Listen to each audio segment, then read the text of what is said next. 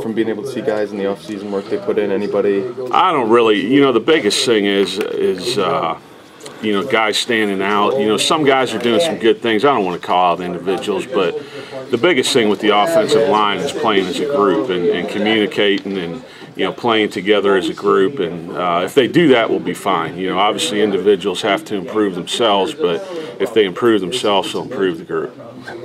Usually with offensive lines, coaches want to have them set early to take the longest to develop. Do you feel like you have a set group of 5? No, not even close, really. I mean, the biggest problem is, Barclay and Braun haven't gone through practice. We didn't have them in the spring. Do I think they'll end up starters? Probably. They're in our top 5 right now today, but that can change. We need to have some more competition from our backup guys. That's what we need right now. So those guys that are in theory on the first line don't relax. We've got to have some guys behind and pushing and motivating the other guys to get better. You don't seem too optimistic. I mean, how far are you guys away in terms of being able to go out there and line up? We're a ways away, but we've got time.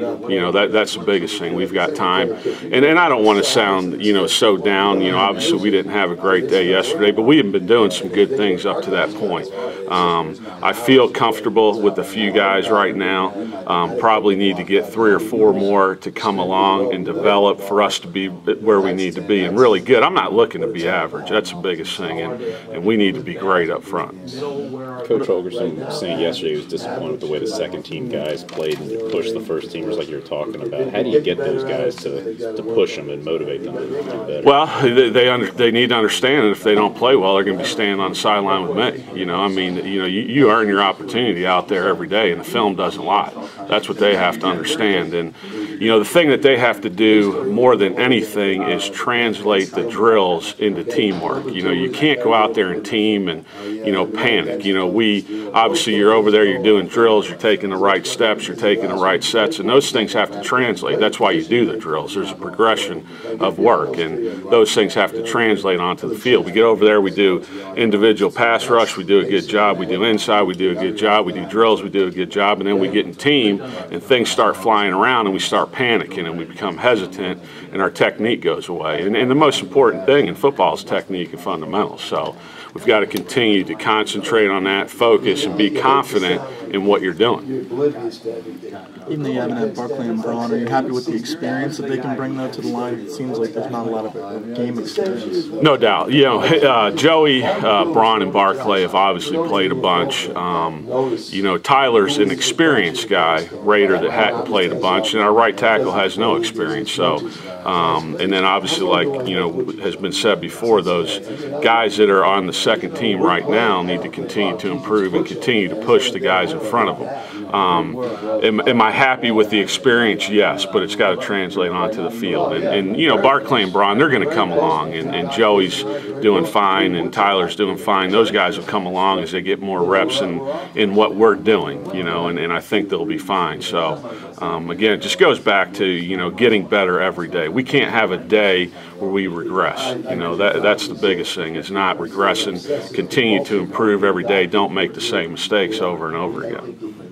Is that what you faced yesterday? A lot of guys, you said, not translating things from drills into when you go live? Yeah, exactly. They did some new things yesterday. They had been pretty basic, in what they were doing the first 3 days. And, we may have felt like, okay, we're doing our job and we feel pretty good about ourselves and we can relax now. And you can never relax, because as soon as you relax, you're going to get beat. And you're either getting better or getting worse. You're never staying the same. So you can never relax.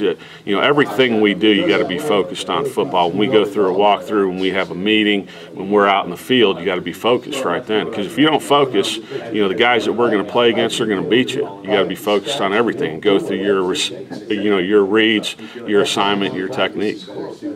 How far behind are Barclay and Braun because they missed spring? Well, that's so hard to tell. They're really smart. That's the one thing about both of them. They're really smart. They have obviously seen a lot of these fronts and a lot of these stunts, but in a different way of protecting them. So now it's just about seeing them over and over again and, feeling comfortable in what they're doing. I think they're doing fine right now. Obviously need to improve just like everybody else.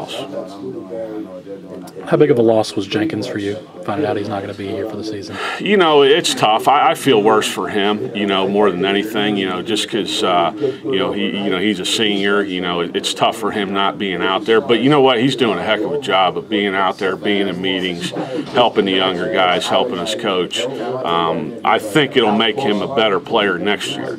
Do we wish we had him this year? Yes, no doubt. I mean, we need depth and we need bodies, you know. It's hard to stay healthy through a season, you know. And you lose one guy, you know, now you're into a situation where you may have to move a guard to a tackle, a center to guard, things like that to get the best five on the field. And he brought some flexibility in being a smart kid and understanding the offense and having played a bunch to where he could have been a guy that you moved around. Some of these young guys out there, you know, that are freshmen or sophomores playing for the first time, you don't really want to move them around a bunch. You want to get them into a position that they feel comfortable. Jenkins could have been a guy that, you know, we may have moved around. You know, so does it hurt? Yes, but that's what we have. You know, I got to coach these guys and get them better. You know, you can't just make guys.